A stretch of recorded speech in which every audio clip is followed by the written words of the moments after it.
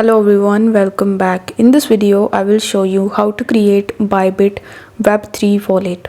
For that, first of all, you just have to download and install the Bybit mobile application in your device. Now, by default, you will be on the exchange tab, but as we want to create our Web3 wallet, you need to tap on Web3 and then it will show you a welcome page. Over here, you will be able to see a bunch of different trending things that are going on. So in order to create your account, simply tap on the create now and then select create option. Now it will ask you to set a password for your account. So you just have to simply set a password and then you just have to simply confirm your password. After that, you just have to tap on the confirm in the bottom and then it will take some time to create your wallet.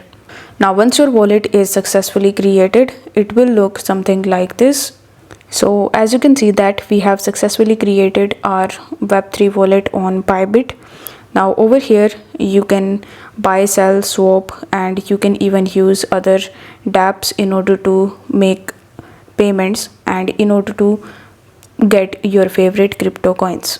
Now once you have successfully created your Bybit Web3 wallet, you just have to tap on the wallet tab in the bottom right hand corner and tap on backup.